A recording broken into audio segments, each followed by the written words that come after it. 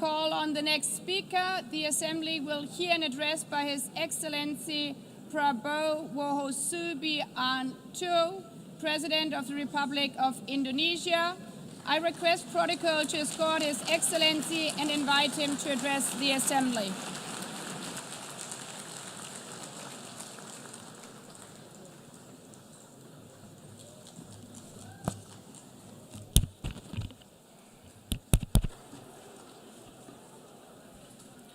His Excellency, Mr. Antonio Guterres, Secretary General of the United Nations, Her Excellency, Madame Annalena Baerbock, President of the United Nations General Assembly,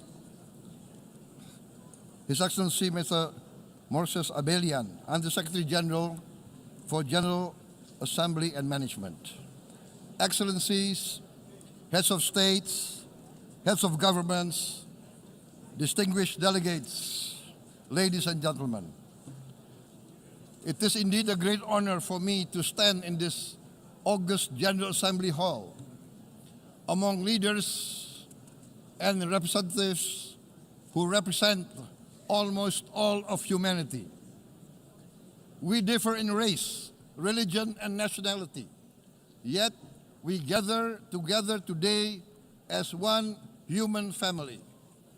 We are here first and foremost as fellow human beings, each created equal, endowed with unalienable rights to life, liberty, and the pursuit of happiness.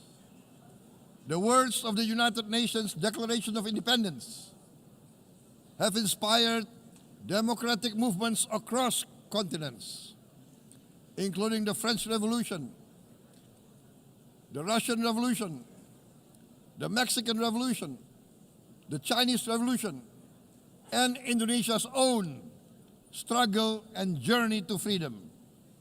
It also gave birth to the Universal Declaration of Human Rights, adopted by the United Nations in 1948. All men are created equal was the creed that opened the way to unprecedented global prosperity and dignity. And yet, in our own era of scientific and technological triumphs, an era capable of ending hunger, poverty, and environmental ruin, we also continue to face today grave dangers, challenges, and uncertainties. Human folly, fueled by fear, racism, hatred, oppression, and apartheid, threatens our common future. My country knows this pain. For centuries, Indonesians lived under colonial domination, oppression, and slavery. We were treated less than dogs in our own homeland. We Indonesians know what it means to be denied justice and what it means to live in apartheid, to live in poverty, and to be denied equal opportunity. We also knew what solidarity can do in our struggle for independence, in our fight to overcome hunger, disease, and poverty. The United Nations stood with Indonesia and gave us vital assistance. Decisions made here based on human solidarity by the Security Council and this Assembly gave Indonesia independence, international legitimacy, opened doors, and supported our early development through the efforts of the United Nations Children Fund, the United Nations Food and Agriculture Organization, the FAO, the World Health Organization, and many, many other United Nations institutions. And because of that, Indonesia today stands on the cusp of shared prosperity and greater equality and dignity. Madam President, Excellencies, our world today is driven by conflict, injustice, and deepening uncertainty. Every day we witness suffering, genocide, and blatant disregard for international law and human decency. In the face of these challenges, we must not give up. As the United Nations Secretary General said, we cannot give up. We cannot surrender our hopes or our ideals. We must draw closer, not drift apart. Together we must strive to achieve our hopes, our dreams. The United Nations was born from the ashes of the Second World War that claimed scores of millions of lives. It was created to secure peace, security, justice, and freedom for all. We remain committed to internationalism, to multilateralism, and to every effort that strengthens this great institution. Today, Indonesia is nearer than ever before to meeting the sustainable development goals of ending extreme poverty and hunger. Because years ago, this very chamber chose to listen and uphold social and economic justice. We will never forget. And today, we must never be silent while Palestinians are denied that same justice and legitimacy in this very hall. Excellencies, Thucydides warned, the strong do what they can, the weak suffer what they must. We must reject this doctrine. The United Nations exist to reject this doctrine. We must stand for all, the strong and the weak. Might cannot be right. Right must be right. Indonesia today is one of the largest contributors to United Peacekeeping Forces. We believe in the United Nations. We will continue to serve where peace needs guardians, not with just words, but with boots on the ground. If and when the United Nations Security Council and this great assembly decide Indonesia is prepared to deploy 20,000 or even more of our sons and daughters to help secure peace in Gaza or elsewhere,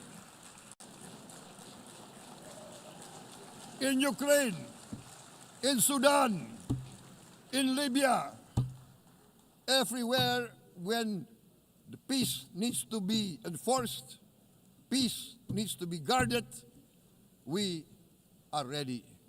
We will take our share of the burden, not only with our sons and daughters, we are also willing to contribute financially to support the great mission to achieve peace by the United Nations.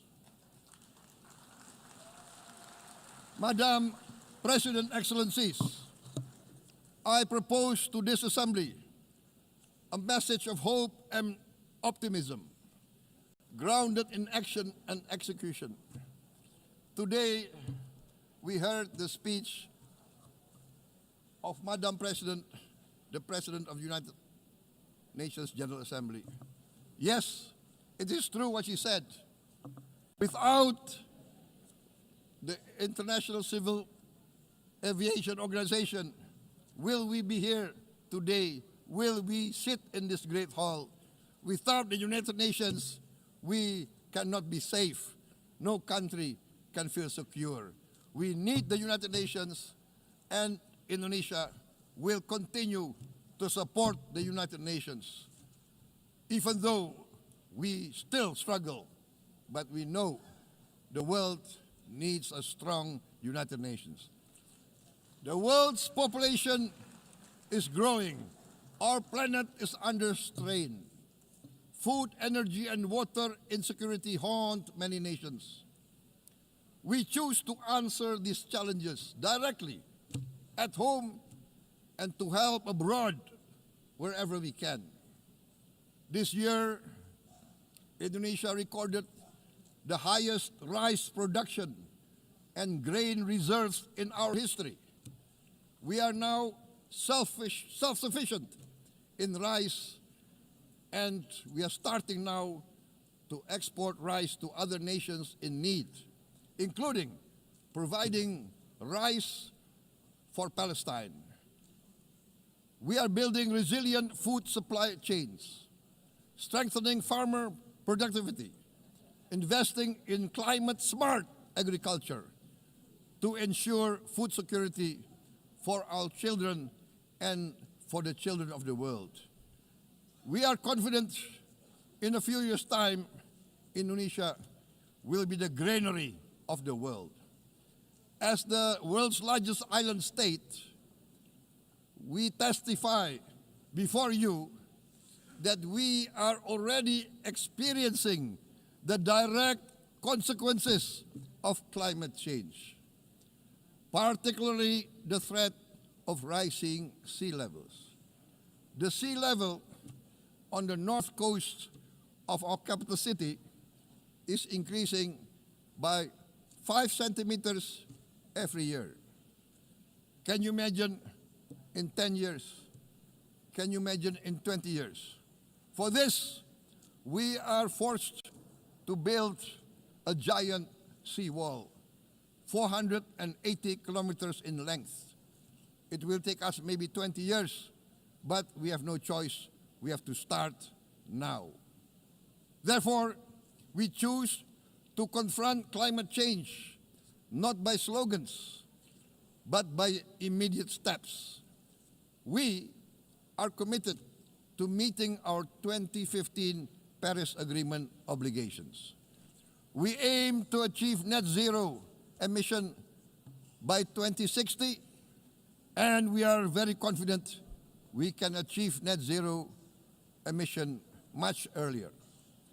We aim to reforest more than 12 million hectares of degraded forest, to reduce forest degradation, to empower local communities with quality green jobs for the future. Indonesia is shifting decisively from fossil fuel-based development towards renewable-based development. From next year, most of our additional power generation capacity will come from renewables. Our goal is clear: to lift all of our citizens out of poverty and make Indonesia a hub for solutions to food, energy, and water security. Madam President, Excellencies, we live in a time when hatred and violence can seem to be the loudest voices. But beneath this loud noise lies a quieter truth that every person longs to be safe, to be respected, to be loved, and to leave a better world to their children. Our children are watching. They are learning leadership not from textbook, but from our choices. Today, still, a catastrophic situation in Gaza is unfolding before our eyes. At this very moment, the innocent are crying for help, are crying to be saved. Who will save them? Who will save the innocent? Who will save the old and women? Millions are facing danger at this very moment. As we sit here, they are facing trauma. They are facing irreparable damage to their bodies. They are dying of starvation. Can we remain silent? Will there be no answer to their screams? Will we teach them that the human family can rise to the challenge? Madam President, We must act now. Many speakers have said that. We must stand for a multilateral order where peace, prosperity, and progress are not the privilege of a few, but the right of all. With a strong United Nations, we can build a world where the weak do not suffer what they must, but live the justice that they deserve. Let us continue humanity's great journey of ideals, the selfless aspirations that created the United Nations. Let us use science to uplift, not use science to destroy. Let rising nations help others to lift themselves.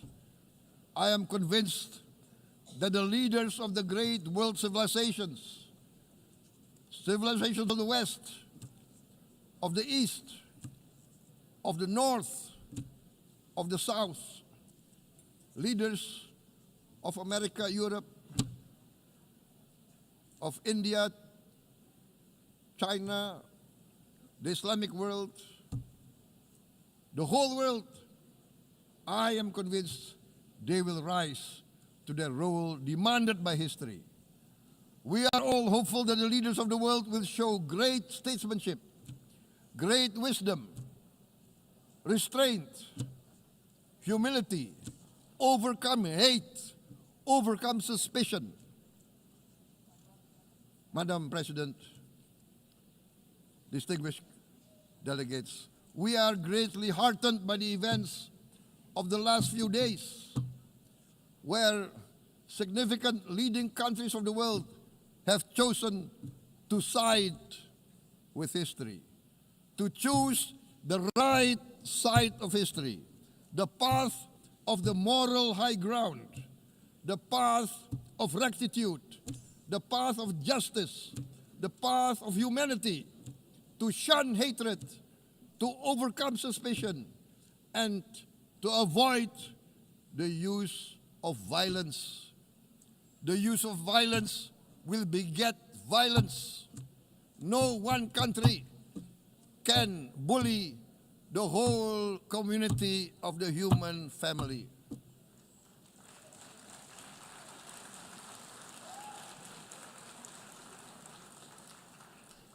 We may be weak individually, but the sense of oppression, the sense of injustice has proven in the history of mankind that this sense of injustice, this sense of oppression will unite into a strong force that will overcome this oppression, that will overcome this injustice.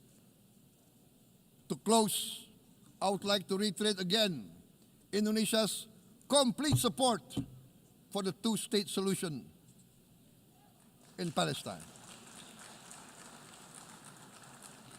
We must have an independent Palestine, but we must also recognize, we must also respect, and we must also guarantee the safety and security of Israel. Only then we can have real peace, and no longer hate and no longer suspicion. The only solution is this two-state solution. Two descendants of Abraham must live in reconciliation, peace, and harmony. Arabs, Jews, Muslims, Christians, Hindus, Buddhists, all religions, we must live as one human family. Indonesia is committed to being part of making this vision a reality.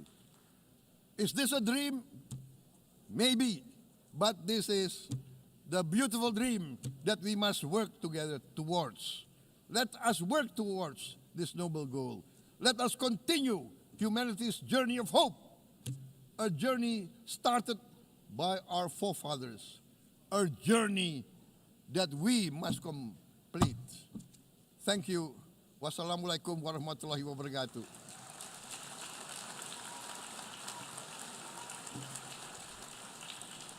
Shalom. Om Santi, Santi, Santi Om. Namo Buddhaya. Thank you very much. May God bless us all. May peace be upon us. Thank you very much. Thank you.